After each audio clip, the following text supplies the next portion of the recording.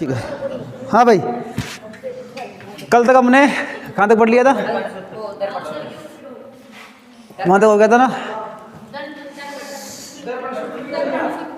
दर्पण सूत्र। ठीक है ठीक है ठीक है ठीक है ठीक है। अपवर्तन पढ़ लिया, अपवर्तन के नियम पढ़ लिए थे, स्नेल का नियम पढ़ लिया था।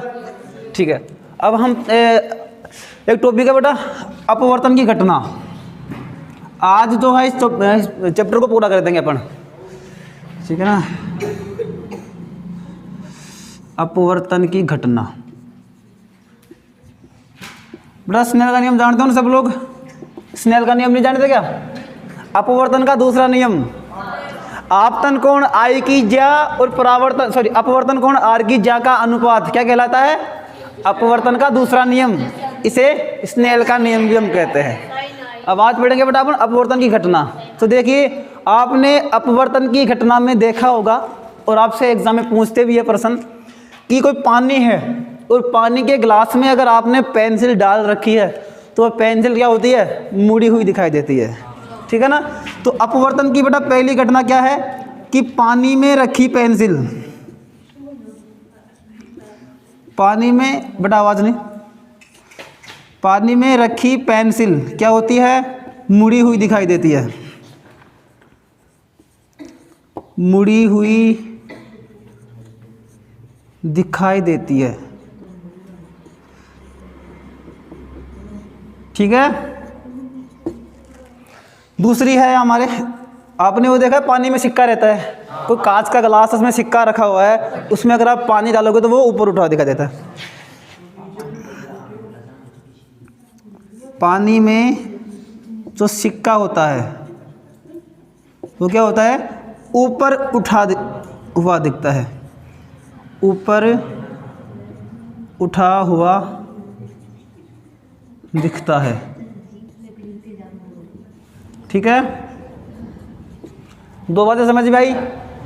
तीसरी बात क्या होती है बेटा, अपवर्तन की घटना में जो प्रकाश की चाल है ना, उस चाल में भी क्या होता है? परिवर्तन होगा। क्योंकि आपने अपवर्तन देखा है कि जब प्रकाश की किरण एक माध्यम से दूसरे माध्यम में जाती है तो अपने पथ से विचलित हो जाती है। अगर पथ से विचलित होगी तो चाल में कुछ फर्क पड़ेगा ना। तो जो प्रकाश की चाल है, प्रकाश की चाल में क्या होता है? परिवर्तन। प्रकाश की चाल में परिवर्तन होता है, और अगर चाल में परिवर्तन होगा तो वेग में भी होगा। अगला है बेटा, प्रकाश के वेग में क्या होता है? परिवर्तन होता है, ठीक है। अगला है बेटा, तरंग दैर्घ्य में परिवर्तन होता है, तरंग दैर्घ्य तरंग दैर्घ्य में परिवर्तन होता है। और अगर किसी में परिवर्तन नहीं होता है तो वह बेटा आवृत्ति, तो आवृत्ति में परिवर्तन नहीं होता है, आवृत्ति में परिवर्तन नहीं होता है। ये बात ध्यान रखना बेटा, यहाँ पे नहीं लगा हुआ है ना। अब आपसे पूछ लिया जाए कि अपवर्तन की घटना में क्या क्या होता है, तो बेटा आप बोल सकते हो कि अपवर्तन के कारण पानी में रखी हुई पेंसिल मुड़ी हुई दिखाई देती है, पानी में जो सिक्का है वो ऊपर उठा हुआ दिखाई देता है, और प्रकाश की चाल में परिवर्तन होता है, प्रकाश के वेग में परिवर्तन होता है, तरंग दैर्घ्य में परिवर्तन होता है, लेकिन आवृत्ति में परिवर्तन नहीं होता है। यहाँ तक सबको समझ में आ गया? ठीक है बेटा। अब देखिए अगली बात हमारे पास जो होती है, यहाँ से आपसे क्वेश्चन पूछेगा, आप कर दोगे? यहाँ तक किसी को कोई डाउट नहीं है ना? पक्का। अब देखिए क्या होता है, प्रकाश का वेग, यानी कि कहाँ पर तो ज़्यादा होता है और कहाँ पे कम होता है। तो बेटा एक बात और ध्यान रखना आप कि प्रकाश का वेग हमेशा कांच के अंदर सबसे कम रहता है, समझ में आया ना। प्रकाश का वेग कांच में सबसे कम रहता है और निर्वात में सबसे ज़्यादा होता है। प्रकाश की चाल कितनी होती है निर्वात में? निर्वात में प्रकाश की चाल 3 × 10⁸ मीटर प्रति सेकेंड। ये बात आपको ध्यान रखनी है। तो आप यहाँ पे एक और टॉपिक लगा सकते हो और लिख सकते हो यहाँ पे कि प्रकाश का वेग, प्रकाश का वेग कांच में कांच में सबसे कम होता है, सबसे कम होता है। समझ में आया ना? प्रकाश का वेग कांच में सबसे कम होता है। दूसरी बात कि प्रकाश का वेग सबसे ज़्यादा किस में होता है? निर्वात में। प्रकाश का वेग निर्वात में सबसे ज़्यादा होता है। समझ में आया? सबसे ज़्यादा होता है। अब ये बात आपको ध्यान रखनी है। अगर आपसे पूछ लिया जाए कि निम्न में से, ऐसे मान लो कोई प्रश्न आ जाए कि निम्न में से प्रकाश का वेग सबसे कम पाया जाता है, पानी में, कांच में, निर्वात में या सभी में, तो आप क्या बोलोगे? कांच में। प्रकाश का वेग निम्न में से सर्वाधिक पाया जाता है, पानी में, निर्वात में, कांच में या सब में? निर्वात में ना। समझ में आया ना यहाँ तक? बड़ा ये बात आपको ध्यान रखनी है, क्योंकि ये 1 नंबर में पूछने वाले प्रश्न है कि सबसे कम प्रकाश का वेग कहाँ पाया जाता है और सबसे ज़्यादा कहाँ पाया जाता है। ये आगे समझ में आया तक? ये आगे घटना समझ में? अगर आपके घटना समझ में आ गई ना बेटा, तो अगला टॉपिक है अपवर्तनांक। कौन सा नांक? अपवर्तनांक। ये वाला नांक नहीं भाई, अपवर्तनांक। ये आगे समझ में? ठीक है बेटा। तो अगला टॉपिक है आपके पास, उसका नाम है अपवर्तनांक। देखो क्या होता है अपवर्तनांक। देखिए आपको मैं बताता हूँ अपवर्तनांक क्या होता है। आपने देखा है कि वायु में या निर्वात में प्रकाश की चाल क्या होती है? c होता है ना, c होता है। और किसी माध्यम में, जैसे मान लीजिए मैंने कहा कि वायु के और निर्वात के अलावा अगर किसी और माध्यम में प्रकाश की चाल क्या होगी, तो आप बोलोगे सर कैसे हो सकती है? अभी बताया बेटा कि प्रकाश कांच में भी चलता है, पानी में भी चलता है, वायु में भी चलता है। तो वायु में और निर्वात में जो प्रकाश की चाल होती है उसे c से दर्शाएंगे, और जो किसी और माध्यम में जैसे कांच हो गया, पानी हो गया, उनके अंदर कोई प्रकाश की चाल होती है ना, तो उसे हम किससे दर्शाएंगे? v से। समझ में आ गया?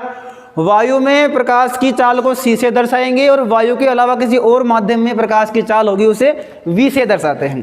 तो अब अपवर्तनांक क्या होगा? अब अपवर्तनांक क्या होगा? इन दोनों का अनुपात। वायु में प्रकाश की चाल तथा किसी माध्यम में प्रकाश की चाल का अनुपात क्या कहलाता है? अपवर्तनांक। n बराबर c बटा v। n बराबर, क्योंकि अब अपवर्तनांक को बेटा n से दर्शाते हैं। किससे दर्शाएंगे? n से दर्शाते हैं। यहां तक मैं इसको एक बार मिटा देता हूं थोड़ा सा। अपवर्तनांक को n से दर्शाएंगे ना। अब आप क्या बोलोगे बेटा? इसकी परिभाषा क्या बोलोगे आप? इसकी परिभाषा आप कह सकते हो कि ये क्या हो गया? वायु में प्रकाश की चाल, ये क्या हो गया? किसी माध्यम में प्रकाश की चाल।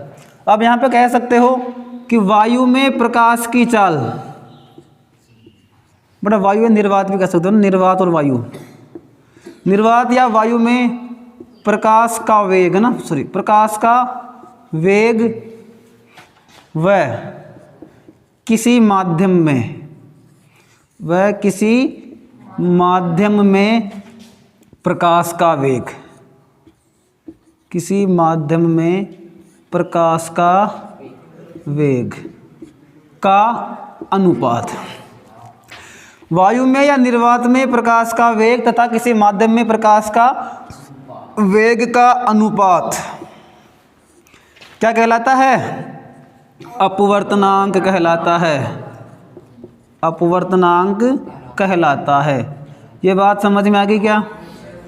कि वायु में और निर्वात में प्रकाश का वेग तथा किसी माध्यम में प्रकाश का वेग जो होता है उसका अनुपात क्या कहलाता है? अपवर्तनांक। अपवर्तनांक को किससे दर्शाते हैं? n से। इसे n से दर्शाते हैं। किससे दर्शाएंगे? n से। अब देखिए n बराबर क्या होगा? n बराबर c बटे v। c क्या है? किसी माध्यम, सॉरी, वायु में प्रकाश की चाल, और v क्या है? किसी माध्यम में प्रकाश की चाल। यहाँ पे आप कह सकते हो c के लिए वायु में प्रकाश की चाल, वायु में प्रकाश का वेग ना, वायु में प्रकाश का वेग या फिर प्रकाश की चाल भी कह सकते हैं ना आप।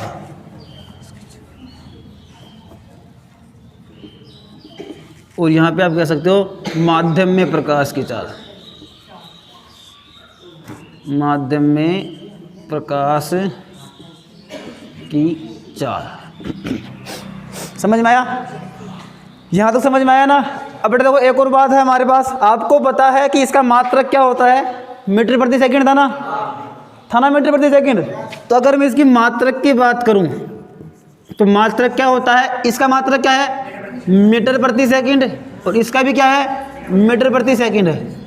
तो मीटर प्रति सेकंड से मीटर प्रति सेकंड कट गया, इसका मात्रक क्या है, होता ही नहीं है। तो हम क्या बोलेंगे कि यह मात्रकहीन राशि है। कैसी राशि है ये, मात्रकहीन राशि है। आपसे पूछ लिया जाए कि अपवर्तनांक का मात्रक क्या होता है, तो आपका जवाब होना चाहिए अपवर्तनांक एक मात्रकहीन राशि है, इसका कोई भी मात्रक नहीं होता है। यहाँ तक समझ में आ गया?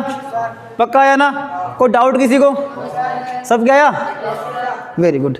अब देखिए बेटा, मैं आपको इस अपवर्तनांक से एक प्रश्न करवाता हूँ कि किस प्रकार से प्रश्न पूछता है। मान लीजिए एक प्रश्न है जिसमें लिखा हुआ है, जो कि 2015 की बोर्ड में पूछा भी गया है आपसे। हाँ,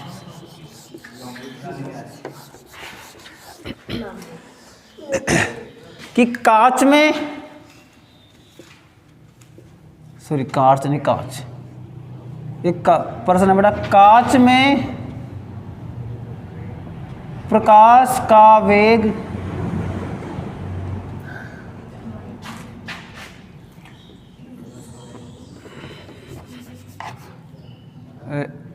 एक बटे 3 गुणा 10⁸ मीटर प्रति सेकंड है। समझ में आया? कांच में प्रकाश का वेग 1/3 इंटू 10⁸ मीटर प्रति सेकंड है। तो वायु के सापेक्ष, वायु के सापेक्ष अपवर्तनांक ज्ञात कीजिए।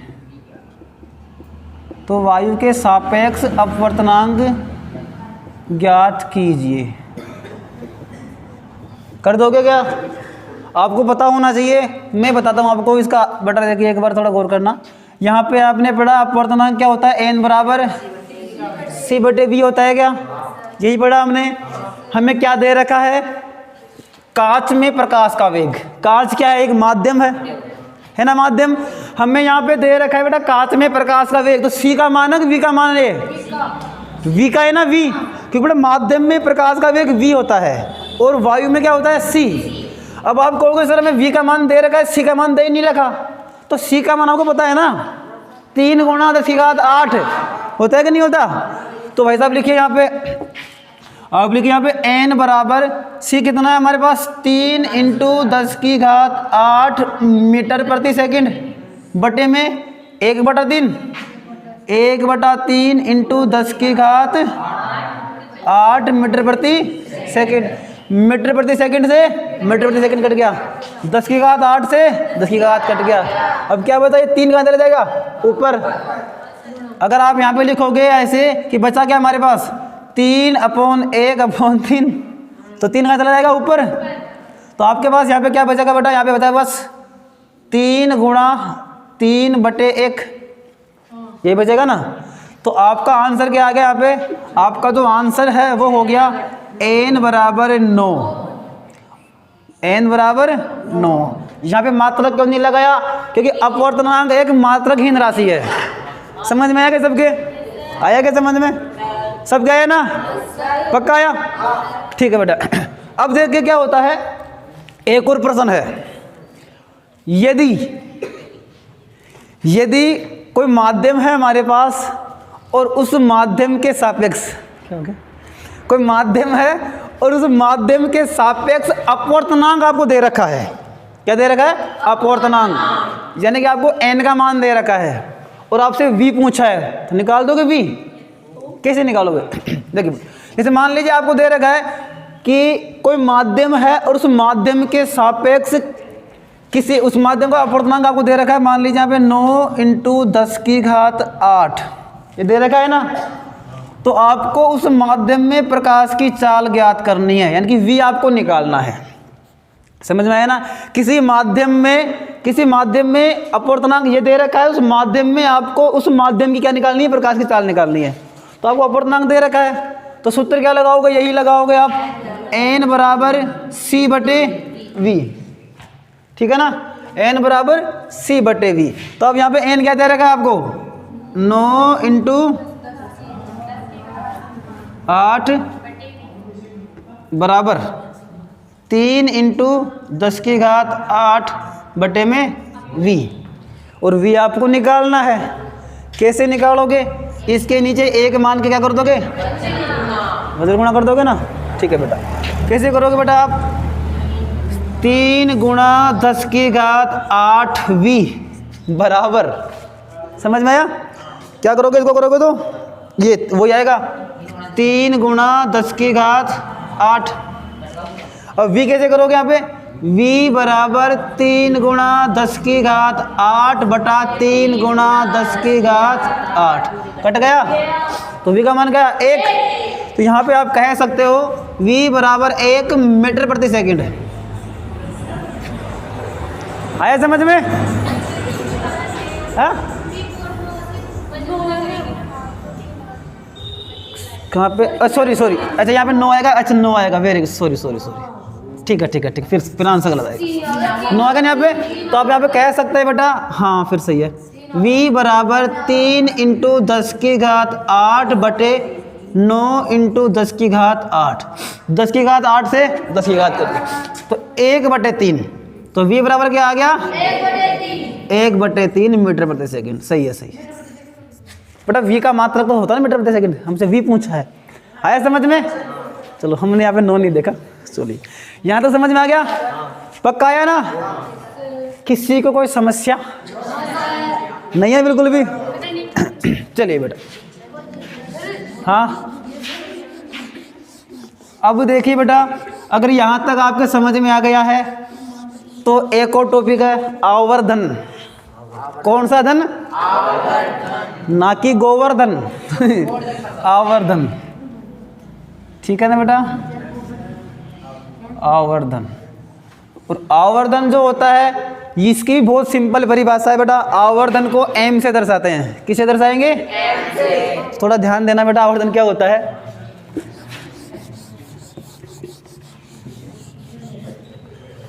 देखो बेटा, आपने पढ़ा है कि एक तो बड़ा होता है बिंब, एक होता है प्रतिबिंब। बिंब को क्या बोलते हैं अपन? u, और प्रतिबिंब को v। समझ में आया ना? तो बेटा जो बिंब है u और प्रतिबिंब है v, तो बिंब की ऊंचाई को अपन मानते हैं h। क्या मानते हैं? और प्रतिबिंब की ऊंचाई को h डैश। समझ में आ गया ना? h डैश, इसको डैश कहते हैं बेटा, डैश। कोई ना, आपको मिलन हो गया, डैश है। समझ में आ गया ना? तो बेटा इन दोनों का अनुपात होगा ना, उसे अपन क्या बोलेंगे? आवर्धन। तो आप यहाँ पे कह सकते हो कि प्रतिबिंब की ऊंचाई तो क्या होगी? h डैश, यानी कि प्रतिबिंब की ऊंचाई h डैश, प्रतिबिंब की ऊंचाई व बिंब की ऊंचाई, प्रतिबिंब की ऊंचाई व बिंब की ऊंचाई का अनुपात। कौन सा पात? अनुपात। क्या कहलाता? प्रतिबिंब की ऊंचाई व बिंब की ऊंचाई का अनुपात क्या कहलाता है? अरे आवर्धन, गोवर्धन नहीं, आवर्धन कहलाता है। यहां तक समझ में आया? प्रतिबिंब की ऊंचाई व बिंब की ऊंचाई का अनुपात, और बेटा अनुपात जानते हो आप? बटा। और आवर्धन को m से दर्शाते हैं। किससे दर्शाते हैं? इसे m से दर्शाते हैं। तो क्या हो जाएगा? m बराबर h डैश अपॉन h बराबर में माइनस v बटे u, क्योंकि v क्या है? प्रतिबिंब है, u क्या है? बिंब है। यहाँ तक समझ में आ गया? ये इसका सूत्र है। अब एक क्लास अपन अलग से रख लेंगे इसके, इस चैप्टर के जितने भी न्यूमेरिकल्स है ना, जितने भी इसके क्वेश्चन इसे होते हैं, न्यूमेरिकल्स होते हैं, वो पूरे अपने एक साथ कर लेंगे। ये समझ में आया आपके? तो क्या बोलोगे आप, ये हमारे पास प्रतिबिंब की ऊंचाई, ये बिंब की ऊंचाई। प्रतिबिंब की ऊंचाई व बिंब की ऊंचाई का अनुपात आवर्धन कहलाता है और आवर्धन को m से दर्शाते हैं, m बराबर h'/h। समझ में आया? पक्का समझ में आया ना? चलिए बेटा, अब यहाँ तक का आपका मामला हो गया ख़त्म। अब आगे जो टॉपिक है उसका नाम है बेटा हमारे पास लेंस, और लेंस के बाद आपका पार्ट ख़त्म। कितनी खुशी हो रही है ना भाई साहब, जैसे प्रसाद मिल गया हो। तो अब लगा लीजिए बेटा टॉपिक लेंस, और लेंस में कौन सा बेटा, गोलीय लेंस। ध्यान रखना, पहले अपन पढ़ेंगे गोलीय लेंस, उसके बाद में अपन क्या पढ़ेंगे, गोलीय लेंस के प्रकार। और गोलीय लेंस के प्रकार भी कितने होते हैं, वही दो, उत्तल और अवतल। हमने दर्पण पढ़ा है, अब लेंस पढ़ेंगे। तो बेटा देखिए लेंस में अपन क्या पढ़ेंगे, पहली बात गोलीय लेंस। इसको ऊपर लिख देता हूँ थोड़ा, गोलीय लेंस क्या। देखो बेटा गोलीय लेंस क्या होता है, आपको भाई साहब मैंने बोल दिया ये गोला है, ठीक है ना। तो ये गोला है कितने पृष्ठों से मिलकर बना हुआ है, 2 पृष्ठों से। ऐसे मान लो 2 पृष्ठ से बना हुआ ना, ये से हमारे पास ऐसे मान लो 2 गोले हैं। कितने गोले हो गए, 2 गोले हैं। तो ऐसा लेंस क्या होता है, ये पारदर्शी होता है। बेटा दर्पण में हमने पेंट किया था, इस पे अपन पेंट नहीं करेंगे, इस पे अपन खर्चा नहीं करेंगे फालतू का। तो ऐसा लेंस जिसका एक अथवा दोनों पृष्ठ क्या होते हैं, गोल होता है, उसे क्या बोलेंगे अपन, गोलीय लेंस। ऐसा लेंस जिसका एक या दोनों पृष्ठ क्या होते हैं, गोल, उसे क्या बोलेंगे, गोलीय लेंस। और बेटा देखिए गोलीय लेंस 2 प्रकार का होता है। गोलीय लेंस 2 प्रकार, कोई बात नहीं छोड़ अभी, ये बेटा 2 प्रकार का होता है, एक उत्तल लेंस और दूसरा अवतल लेंस, ठीक है ना। अब देखिए उत्तल में और अवतल में क्या फ़र्क होता है। अगर ये दोनों गोले रखे पास पास, ये दोनों गोले अगर ऐसे रखे हुए हैं, तो यहाँ पे मैं लाइन खींच दूँ ना, तो देखिए यहाँ पे कोई लेंस बन गया क्या, तो आप देखोगे कि यहाँ पर इस प्रकार की संरचना बन चुकी है, बन गई ना, बन गई। अगर इन दोनों गोलों को, हमारे पास गोलीय लेंस है, इन दोनों गोलों को मैं इस प्रकार से रखूं, तो आप देखते हो कि बीच में ये संरचना बन गई। तो यहाँ पे हमारे पास इस प्रकार की संरचना बन गई, बनी कि नहीं बनी। तो इनमें से ये तो हो गया अवतल लेंस और ये हो गया उत्तल लेंस। अब इनकी परिभाषाएं कैसे याद करनी है वो भी देख लो, फटाफट से देख लो बेटा। ये लेंस हमारे पास, इस लेंस में आप देखोगे कि बीच में से क्या है, पतला, ये किनारे हैं, यहाँ से क्या है, मोटा, दिख रहा ना आपको। तो ऐसा लेंस जो किनारों से मोटा तथा बीच में से पतला होता है, उसे क्या बोलते हैं, अवतल लेंस। उसे क्या बोलेंगे बेटा, अवतल लेंस। और ऐसा लेंस जो किनारों से पतला और बीच में से मोटा, उसे क्या बोलेंगे, उत्तल लेंस। डाउट क्लियर है। एक और बात बेटा, उत्तल लेंस जो होता है ना, वो अपवर्तन के बाद किरणों को एकत्रित करता है। क्या करता है, एकत्रित, इसलिए इसे अभिसारी लेंस भी कहते हैं। और ये बात जनहित में जारी है, क्या बोलते हैं इसको, अभिसारी। लेकिन अवतल लेंस क्या करता है, अपवर्तन के बाद ये किरणों को दूर फेंकता है। क्या करेगा, ये दूर फेंकता है, इसलिए इसको क्या बोलते हैं, अपसारी। क्या बोलते हैं इसे। अब अगर आपको उत्तल लेंस ना दे करके ऐसे पूछ लिया जाए कि अभिसारी लेंस क्या होता है, तो आप क्या बोलोगे, उत्तल लेंस को अभिसारी लेंस कहते हैं। समझ में आ गया ना क्यों कहते हैं। देखिए इसका कारण भी आप जान लीजिए। ये उत्तल लेंस है, इसकी मुख्य अक्ष होती है, बस कुछ नहीं होता, डेफिनेशन सब में सेम होती है। दर्पण में हमारे पास क्या था, बीच का केंद्र ध्रुव था ना, यहाँ पे ध्रुव नहीं होता, यहाँ पे ओ होता है, उस ओ को बोलते प्रकाशिक केंद्र। समझ में आया ना। और आपने देखा दर्पण में एक किरण टकरा के जाती थी, क्योंकि वो होता था परावर्तन, उसके पीछे पेंट था। ये क्या है, पारदर्शी है, इससे किरण बाहर निकलेगी सीधी।